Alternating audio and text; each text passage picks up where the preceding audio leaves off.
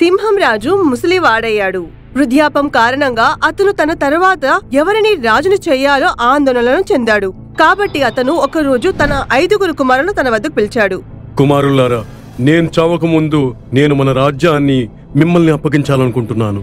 కానీ ఓ ప్రశ్న వచ్చి పడింది. మీ 5 ఎవరిని రాజుగా ప్రకటించాలి? కానీ నాకు ఆలోచన వచ్చింది.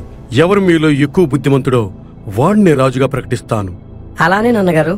కానీ మా 5 ఎవరు ఎక్కువ తెలివైన వాళ్ళో ఎలా తెలుస్తుంది?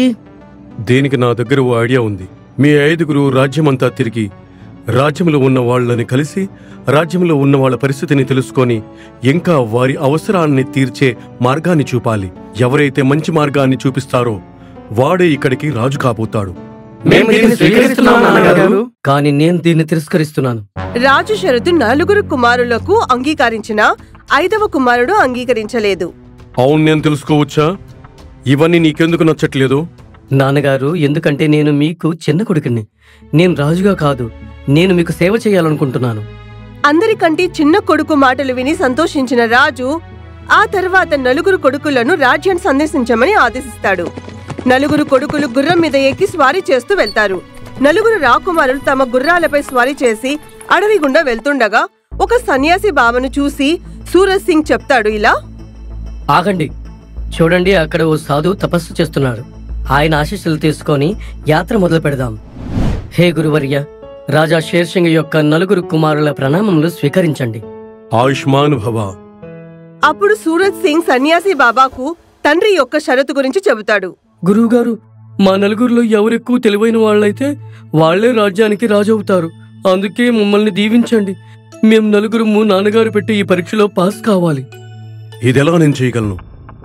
రాజు కావడానికి మీ 4 ఒకేలా ఎలా దీవించగలను?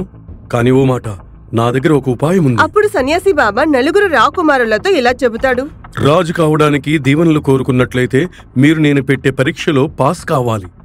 మీరది చేయగలరా? అలానే గురువుగారు, అయితే వినండి. మీ 4 దిశలకు వేరువేరుగా వెళ్ళాలి. ఇంకా ప్రయాణంలో మీరేమి చూసినా దాని అర్థాన్ని నాకు చెప్పాలి. ఒకవేళ మీరు ఆ అర్థాన్ని చెప్పకపోయినట్లయితే నేను మిమ్మల్ని శిలగా చేసేస్తాను. ఇంకా ఓ మాట, సాయంత్రం అయ్యే లోపే మీ 4 ఇక్కడికి తిరిగి రావాలి. రాజు కావాలనే అత్యాశలో 4 రాకుమారులు కూడా సన్యాసి బాబా యొక్క కఠినమైన పరీక్షకు అంగీకరిస్తారు.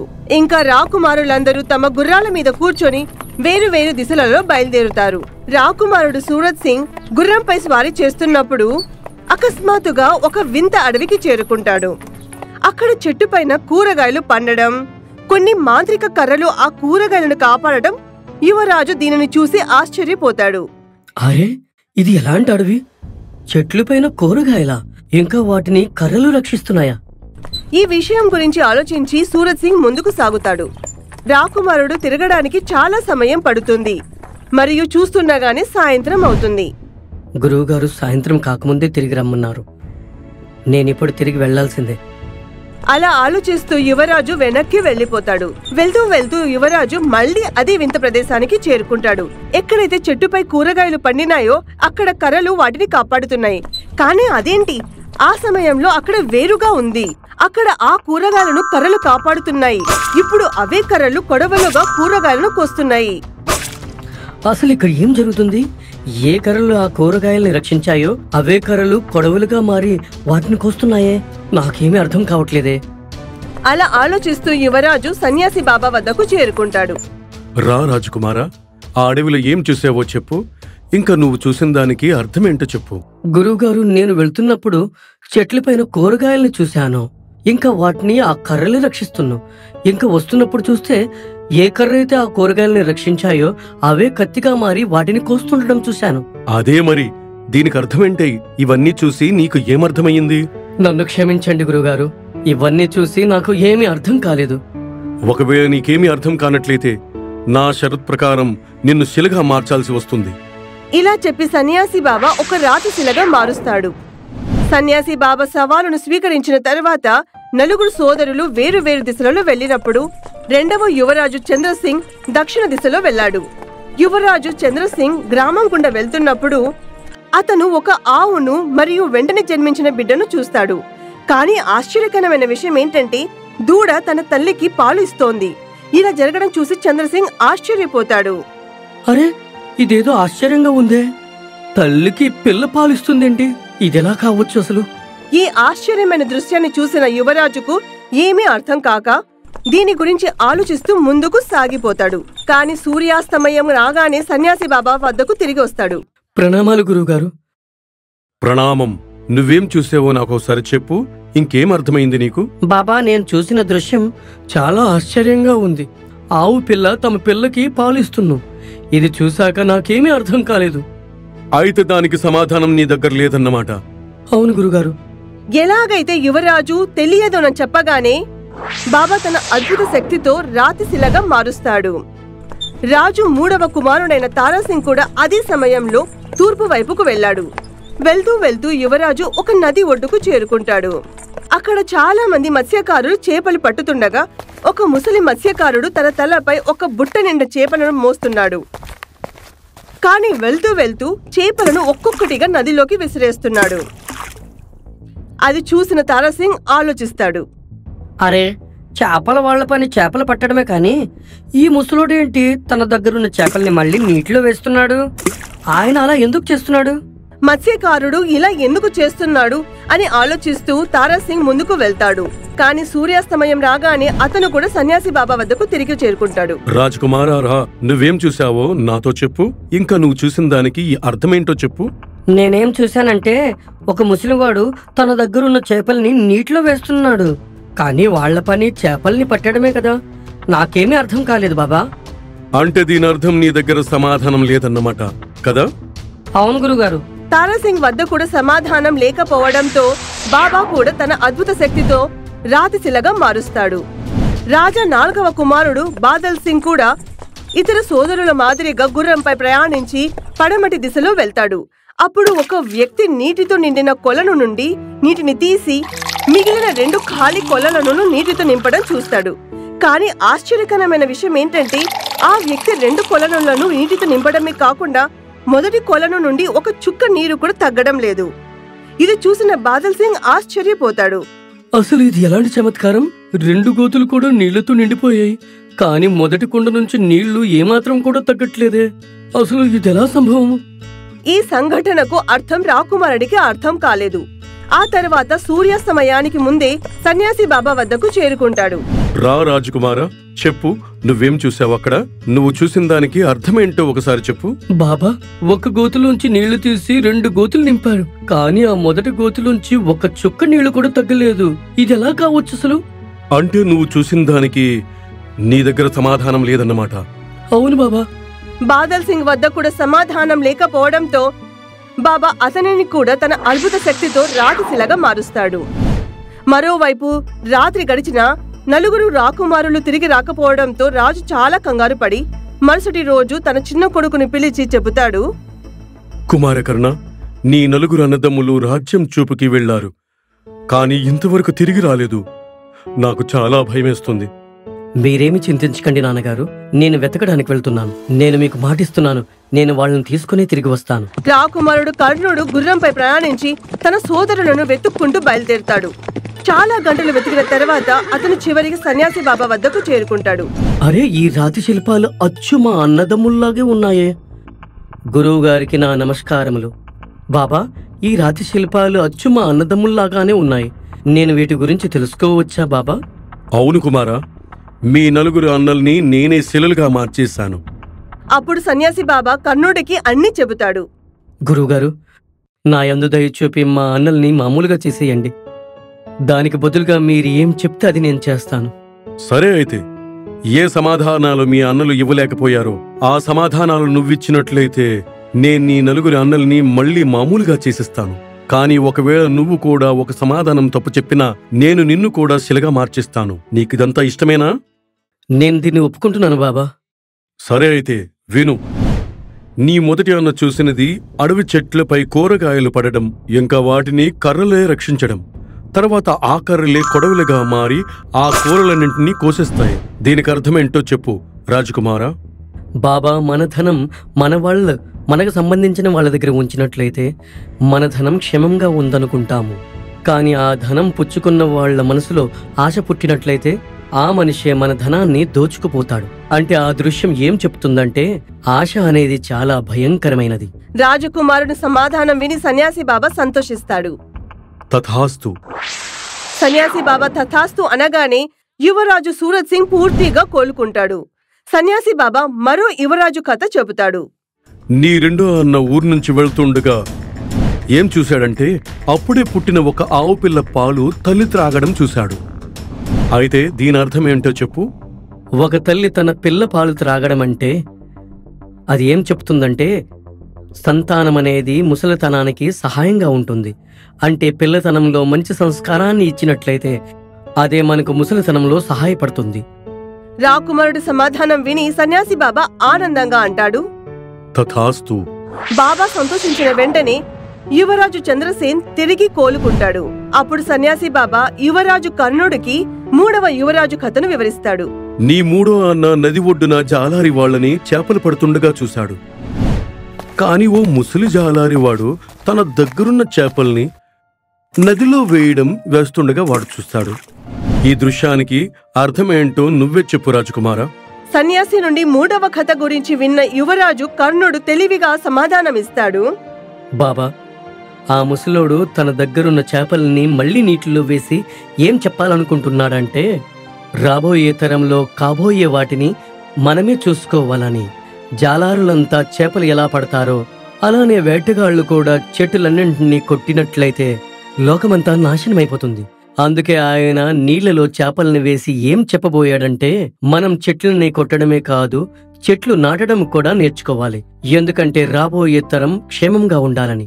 ఈ సమాధానం విని సన్యాసి బాబా చాలా సంతోషిస్తారు. తథాస్తు.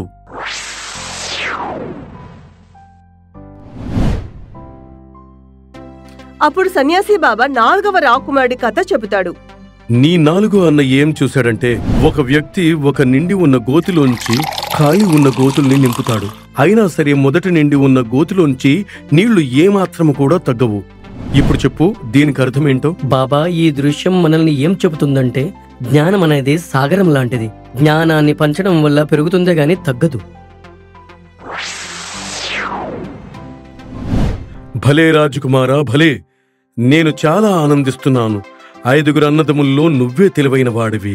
నీలాంటి రాజు ప్రజలకు దొరికినట్లయితే అంతా క్షేమంగా ఉంటుంది. తథాస్తు. నాన్నగారు, మా 5 అన్నదమ్ముల్లో అందరికంటే తెలివైన వాడు మా చిన్న తమ్ముడు కరుణుడే. మీ తరువాత రాజు ఆడే కావాలి.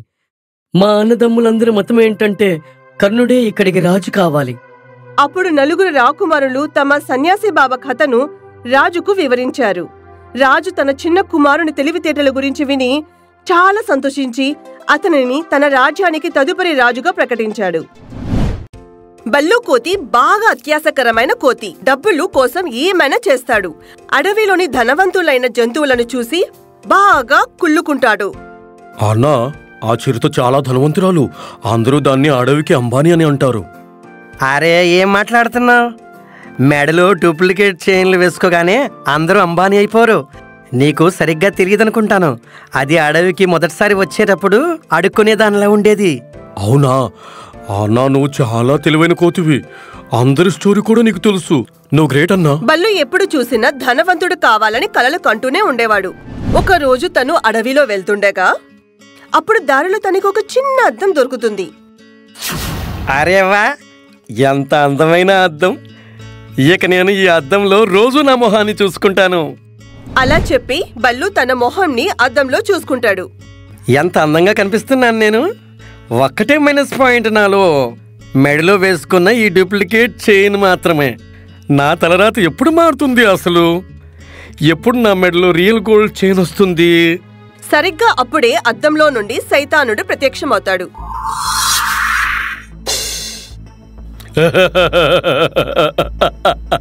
నువ్వు కోరుకున్నావు, నేను వచ్చేసాను. ఓలమ్మో, నువ్వు అద్దం నుంచి ఎలా బయటకు వచ్చావు? అవును, అసలు నువ్వెవరివి? నేను కోరికలు తీర్చే రాక్షసిని. ఈ అద్దంలో చూసుకొని ఏమడిగినా అది నేనిస్తాను నీకు. ఒరే శ్మశానంలో మోయబడిన పాత శవం యొక్క నీడ! పెద్ద పెద్ద మాట్లాడద్దు. కోరికలు దేవుడు మాత్రమే తీర్చగలడు. ఒకవేళ నీకు నా మీద నమ్మకం లేకపోతే నువ్వు ఈ అద్దంలో చూసి ఒక కోరికను కోరుకో, నేను దాన్ని తీరుస్తాను. నిజమా? అయితే సరే, నాకు 1 కోటి రూపాయలు ఇవ్వు, చూస్తాను ఎంత నిజము. నేను నీకు చెప్పానుగా, కోరిక అనేది అద్దంలో చూసుకొని కోరుకోవాలి. కానీ నువ్వు ఒక మాట గుర్తుంచుకో, నువ్వు ఏది కోరుకుంటే అది నేను నీకు ఇస్తాను. కానీ దానికి బదులుగా నేను నీకు నచ్చిన ఓ వస్తువుని తీసుకుంటాను. నీకు ఏది కావాలో నా నుంచి అది తీసుకో, కానీ నా దగ్గర అలాంటి వస్తువు ఉంటేగా నువ్వు నా దగ్గర నుంచి తీసుకుంటావు. అయితే సరే, నువ్వు కోరుకో, నీకేమి కావాలో. తర్వాత బల్లు అద్దంలో చూసి అడుగుతాడు, నాకు 1 కోటి రూపాయలు కావాలి. సైతానుడు తన మాయశక్తులతో 1 కోటి రూపాయలను బల్లు ఎదురుగా పెడతాడు. ఇవో తీసుకో, ఇప్పుడు నా వంతు. అరే, ఈ వంతులేమీ వద్దులే, నేను నీకు ముందే చెప్పానుగా నీకేం కావాలంటే అది తీసుకో అని. కానీ నా దగ్గర నీకివ్వడానికి ఏమీ లేదుగా.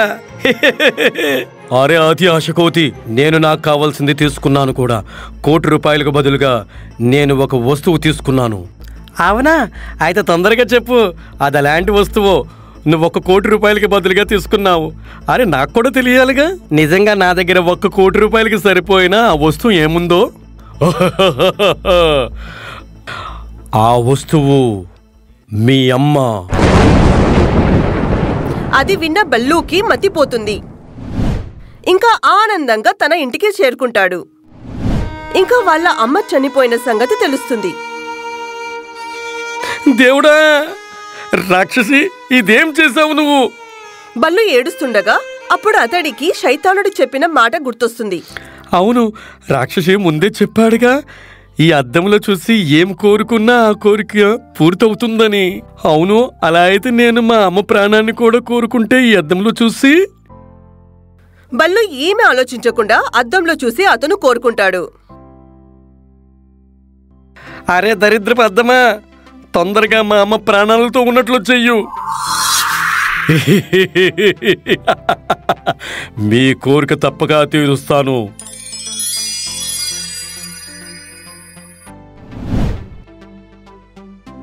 ధన్యవాదాలు రాక్షసి, నువ్వు మా అమ్మని బ్రతికించేలా చేశావు. అవును, కానీ కోరిక ప్రకారంగా మీ అమ్మ బదులుగా నాకు నీ దగ్గర నుంచి ఇంకేమైనా తీసుకోవలసి ఉంటుంది. బల్లు టెన్షన్లో ఉన్నాడు. సైతానుడు అతడి అమ్మని బ్రతికించినందుకు బదులుగా ఏది తీసుకుంటాడో అని.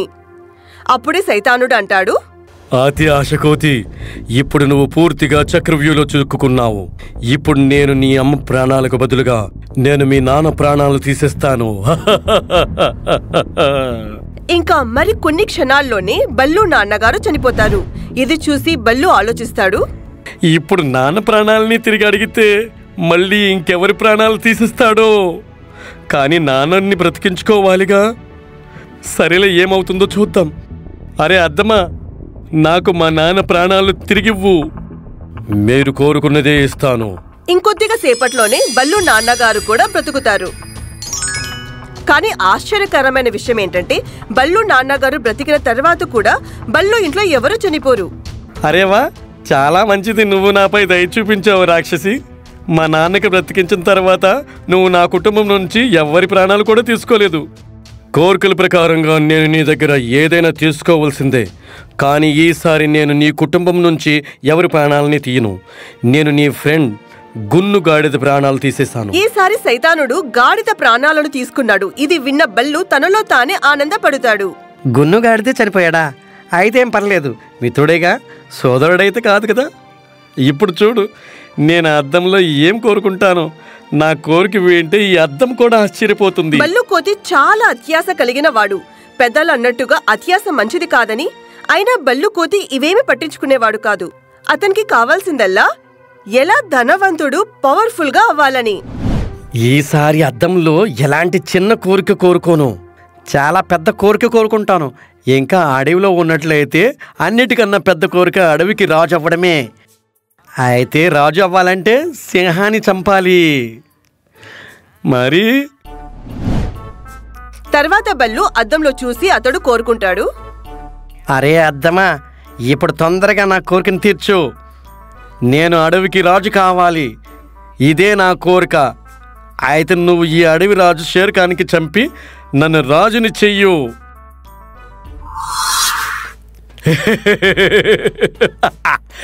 నువ్వు నన్ను తలుచుకున్నావుగా, నేను వచ్చేసాను బల్లు.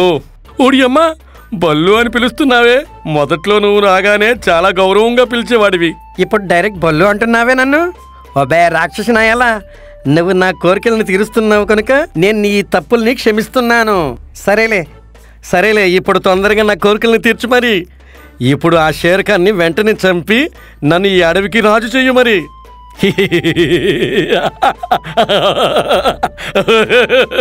అరే ఏంటి పిచ్చోడ్లా నవ్వుతున్నావు? ఇప్పుడు తొందరగా నా కోరికను తీర్చు. అతి ఆశ కోతి, ఇక ఎప్పుడూ నీ కోరికలు పూర్తి అవ్వవు. ఏమి? నేను నీకు ఓ మాట చెప్పడం మర్చిపోయాను. ఇంతకుముందు నేను కూడా ఒక మనిషినే. నేను కూడా నీలాగానే ఈ దరిద్రపు అద్దాన్ని 4 కోరికలు కోరుకున్నాను. మొదటి 3 కోరికలైతే తీర్చేసింది. కానీ నేను 4వ కోరిక అడిగితే నా కోరిక అయితే తీర్చలేదు. కానీ నేను ఓ శాపానికి గురయ్యి ఈ అద్దంలో బందీ అయిపోయాను. ఇప్పుడు నేను శాపం నుంచి విముక్తి పొందుతాను. కానీ నువ్వు నాకు బదులుగా ఈ అద్దంలో బందీ అయిపోతావు. ఇంకా ఎప్పటి వరకైతే ఈ అద్దంలో చూసి 4 కోరికలు కోరుకునేవాడు ఎవడు దొరకడో అప్పటి వరకు నువ్వు కూడా ఈ అద్దంలో రాక్షసిగా మారి బాధలు అనుభవిస్తావు. నేను విముక్తిని పొందేశాను.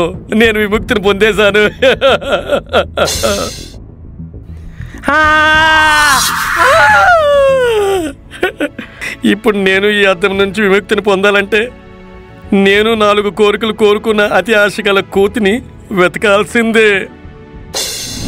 అప్పుడే అడవిలో వెళ్తున్న ఒక పీసినోడైన మార్వాడి అక్కడ పడి ఉన్న అద్దం మీదని చూస్తాడు. అరే వా, ఎంత మంచి అద్దం!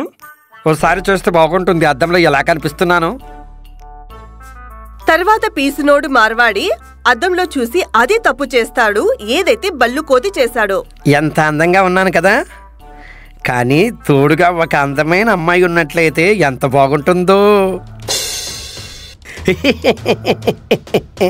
నువ్వు కోరికను అడిగావు, అందుకే నేను వచ్చేసాను నా తండ్రి. ఆశ అనేది చాలా దుఃఖానికి తీసుకెళ్తుందన్న సంగతి ఈ మానవుడికి అప్పుడే తెలుస్తుంది. ఎప్పుడైతే వీడు ఈ అద్దాన్ని చూసి 4 కోరికలు కోరుకుంటాడో ఇంకా నా చోటు వాడు బందీగా మారిపోతాడు. రాంపూర్ అనే ఊరి దగ్గర సుందర్బన్ ఊరి యొక్క అడవిలో టున్ను అనే ఒక గాడిద ఉండేవాడు.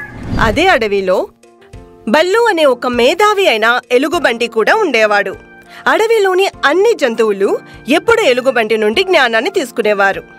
అందరూ వినండి, ఒక మాట మాత్రం ఎప్పుడూ గుర్తుంచుకోండి. మనకు ఎలాంటి కష్టం వచ్చినా సరే దాన్ని ఎలా ఎదిరించాలో మనమే దాన్ని ఆలోచించాలి.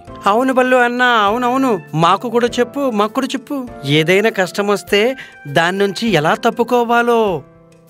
అవునవును, మాకు కూడా చెప్పు. సరే చెప్తా. మీరు నన్ను మాట్లాడడానికి అవకాశమని ఇవ్వండి. ఇంకా ఎలుగుబంటి జంతువులందరికీ సమస్యలను ఎలా ఎదుర్కోవాలో చెప్తాడు. అలా చెప్తున్నప్పుడు టున్ను గాడిద అంటాడు, అవును బల్లు అన్నా, ప్రాబ్లం వచ్చిన తర్వాత కంటే ప్రాబ్లం రాకముందే బయటపడితే మనము బాగుంటుందేమో. అది విన్న అన్ని జంతువులు టున్ను గాడిదని చూసి నవ్వుతారు.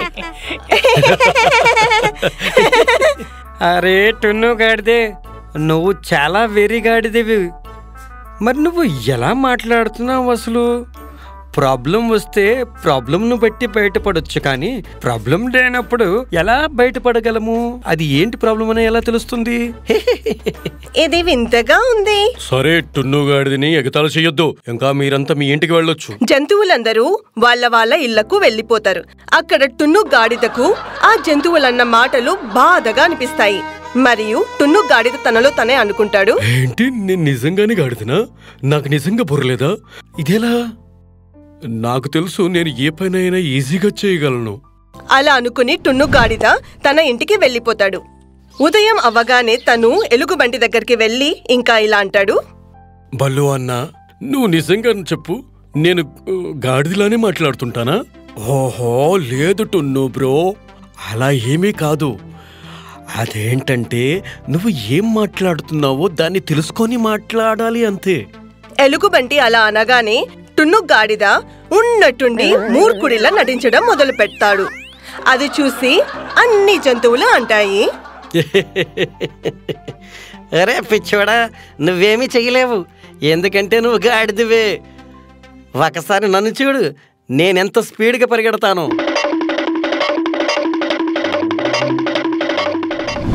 అవునవును, టీను కుందేలు నిజమే చెప్తున్నాడు. చూడు చూడు, నేను కూడా ఎంత తెలివైన దాన్నో. అన్ని జంతువులు అలా చెప్పి మళ్ళీ టున్ను గాడిదను ఎగతాళి చేస్తారు. అది విన్న టున్ను గాడిదకు అస్సలు నచ్చదు. మరుసటి రోజు ఉదయం మళ్ళీ అన్ని జంతువులు కలిసి అక్కడికి వస్తారు, ఎక్కడైతే ఎలుకబంటి జీవిస్తున్నాడో.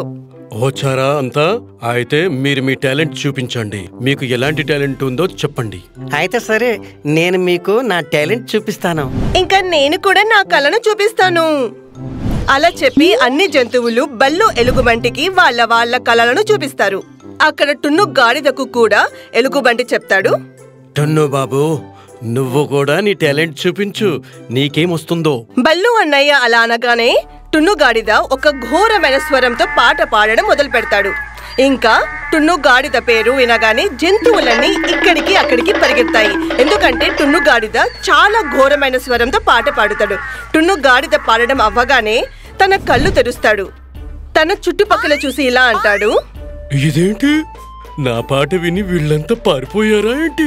నేను ఇంత చెత్తగా పాడతానా? అలా చెప్పి తను ఏడ్చుకుంటూ అడవి నుండి చాలా దూరంగా వెళ్ళిపోతాడు. ఇంకా అక్కడ కూర్చొని పాట ఎలా పాడడం ప్రాక్టీస్ చేస్తాడు. నేనొక గాడిదని, నా గొంతు ఎంతో తీయనిది, నే పాడుతాను ఎంత మధురముగా, దాన్ని వినగానే పారిపోతారు నా మిత్రులందరూ, నేనొక గాడిదని. టున్ను గాడిద పాట పాడటం నేర్చుకుంటుండగా తన పాట విన్న ఉడుత అక్కడికి వస్తుంది. తన పేరు సుందరి. అరే, ఎవరు నువ్వు? ముందు ఎప్పుడు చూడలేదే నిన్ను. నేను టున్ను గాడిదని. ఇక్కడ నేను పాట ప్రాక్టీస్ చేస్తున్నాను. ఓ అలాగా, ఏంటి నువ్వు పాట పాడడం నేర్చుకుంటున్నావా?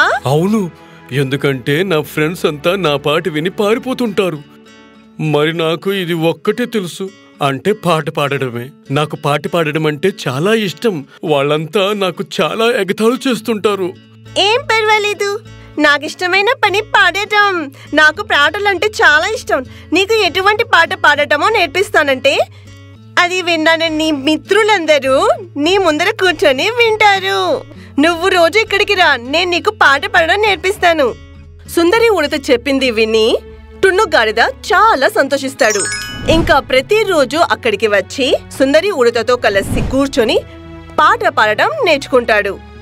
కొన్ని రోజుల తర్వాత, ఇప్పుడు నేను నీకు నేర్పించిన పాటను పాడు, చూస్తాను నువ్వు నేర్చుకున్నావో లేదో. సుందరి ఉడత దగ్గర పాడడం నేర్చుకున్న తర్వాత టున్ను గాడిద మొదటిసారి పాడుతాడు. అరే వా టున్ను గాడిద, నువ్వు చాలా బాగా పాడుతున్నావు. ఇప్పుడు వెళ్ళు, ఇంకా చూడు, ఈ పాట విని అందరూ చాలా సంతోషిస్తారు. ఇంకా టున్ను గాడిద సుందరి ఉడత నేర్పించిన పాటను దారిలో పాడుతూ వెళ్తాడు. అది విన్న అడవిలోని అన్ని జంతువులంటాయి, అరే ఈ పాటని ఎవరు పాడుతున్నారు ఇంత చక్కని స్వరంతో? ఇప్పుడే వెళ్ళి చూస్తాను ఎవరు పాడుతున్నారు అని. అవునవును, ఇంత మంచి పాట నేను మొదటిసారి విన్నాను. కానీ ఎవరు పాడుతున్నారు? పదండి చూద్దాం. అన్ని జంతువులు పరిగెత్తుకుంటూ ఏ దారి గుండా అయితే టున్ను గాడిద యొక్క పాడుతున్న పాట వినిపించిందో ఆ దారిలోకి అన్ని జంతువులు వచ్చి చూస్తారు. ఇంకా ఆశ్చర్యపోతారు. ఓహో, అవును, ఇదేంటి, వీడు టున్ను గాడిదగా? అవును, వీడు ఎంత బాగా ఎలా పాడగలుగుతున్నాడు? అవునవును, అది టున్ను గాడిద. అయినా ఇంత చక్కగా ఎలా పాడుతున్నాడు? అవును, వీడు టున్నుగాడిద. వీడంతా అందంగా ఎలా పాడగలుగుతున్నాడు? టున్ను గాడిద అందరి మాటలను విన్నట్టుగా బల్లు అన్నయ్య దగ్గరకు వెళ్తాడు. ఇంకా అంటాడు, బల్లు అన్న, చూడండి, ఒక్కసారి నా టాలెంట్ కూడా చూడండి. నేను కూడా బాగానే పాడతాను. ఆ రోజు కొద్దిగా అపశృతిలో పాడాను, కానీ ఈ రోజు నేను బాగా పాడగలను. అలా చెప్పి బల్లు అన్నయ్య ఎదురుగా టున్ను గాడిద పాట పాడి వినిపిస్తాడు. అది విని బల్లు అన్నయ్య అంటాడు, చాలా బాగుంది, నువ్వు చాలా బాగా పాడుతున్నావే. సరే, చాలా మంచిది. ఎందుకంటే సుందరవనంలో ఒక కాంపిటీషన్ కాబోతుంది. అందులో నువ్వు కూడా పార్టిసిపేట్ చేయాలని నేను అనుకుంటున్నాను. అందరికీ నీ పాటని వినిపించు. బల్లు అన్నయ్య ఎదురుగా ఉన్న జంతువులు ఆ మాట విని మళ్ళీ టున్ను గాడిదను ఎగతాళి చేస్తారు. ఏంటి పల్లు అన్న, ఏమంటున్నావు? ఈ కాంపిటీషన్ నేనే గెలవలేకపోయాను, వీడంతా అసలు. అవునవును, టీను కుందేలు నిజమే చెప్తున్నాడు. అతనొక గాడిద. తను పాట పాడుతూ హాచీ హాచీ హాచీ అనడం మొదలు పెడతాడు. తర్వాత ఆపండి మీ సోది, చాలా ఎగతాళి చేస్తున్నారు. రేపటి కాంపిటీషన్ కోసం రెడీగా ఉండండి. ఇంకో మాట, చూడు టున్ను, వీళ్ళందరి మాటల్ని పట్టించుకోవద్దు. రేపు 9 గంటలకు నువ్విక్కడికొచ్చేయి. తరువాత మరుసటి రోజు అన్ని జంతువులు టున్ను గాడిద అక్కడ జరగబోయే పోటీలో పాల్గొనడానికి అక్కడికొస్తారు. అది చూసిన అక్కడ ఉన్న జంతువులందరూ టున్ను గాడిదను ఎగతాళి చేస్తారు. టున్ను బ్రో, నువ్వు వీళ్ళందరి మాటల్ని పట్టించుకోవద్దు. నువ్వు ఎలా అయినా ఈ కాంపిటీషన్ గెలవాల్సిందే. ఇకపై ఎవరూ ఎగతాళి చేయకూడదు. అన్ని జంతువులు ఈ పోటీలో పాల్గొంటారు. ఇంకా పోటీలో వాళ్ళ ప్రతిభలను చూపిస్తారు. వాళ్ళ ప్రతిభలను చూపించి వెళ్ళిపోతారు. తర్వాత టున్ను గాడిద నంబర్ వస్తుంది. అవునవును, వెళ్ళు వెళ్ళు. సరే, నేను చూస్తానుగా నువ్వు ఈ కాంపిటీషన్లో ఎలా గెలుస్తావో. వెళ్ళు వెళ్ళు వెళ్ళు వెళ్ళు, నువ్వు సరిగ్గానే చెప్పావు. టున్ను గాడిద స్టేజ్ మీదకి వెళ్లి ఇంకా సుందరి ఉడత నేర్పించిన పాటను గుర్తు తెచ్చుకొని మనసుతో ఒక శ్రావ్యమైన స్వరంతో పాడటం మొదలు పెడతాడు. అది విన్న జంతువులందరికీ మతిపోయినట్టు అనిపిస్తుంది. ఇంకా ఈ పోటీలో టున్ను గాడిద మొదటి స్థానంలో వస్తాడు. ఇంకా తన ఈ పాటకి అవార్డు కూడా వస్తుంది. అది చూసి టున్ను గాడిద చాలా సంతోషిస్తాడు. ఇంకా తన స్నేహితులతో అంటాడు, ఏమన్నారు? నేను గెలవలేనా? చూడండి, మీ ఎదురుగానే నా చేతిలో ఈ అవార్డు ఉంది. ఇంకో మాట, ఎప్పుడైనా ఎవరికైనా ఎగతాళి చెయ్యొద్దు. మీరు నన్ను చాలా ఎగతాళి చేశారు. నన్ను క్షమించు. నువ్వు గాడిదవైనా సరే నేనెప్పుడూ ఎగతాళి చేయను. ఇంకా ఇప్పటి నుంచి మాకు ప్రతిరోజు పాట వినిపిస్తావు కదా. తర్వాత ఈ అవార్డుని తీసుకుని టున్ను గాడిద సుందరి ఉడత దగ్గరికి వెళ్ళి తనకి ధన్యవాదాలు చెప్తాడు. ఆ తర్వాత ఏంటంటే టున్ను గాడిదను అప్పటి నుంచి ఎవ్వరూ ఎగతాళి చేయరు. ఇంకా టున్ను గాడిద అందరికీ పాట పాడడం నేర్పిస్తాడు. మీకు గనక మా వీడియో నచ్చింది అంటే ప్లీజ్ మా ఛానల్ని సబ్స్క్రైబ్ చేయండి. అలాగే ఈ వీడియోని లైక్ చేయండి, అలాగే షేర్ కూడా చేయండి. ధన్యవాదములు.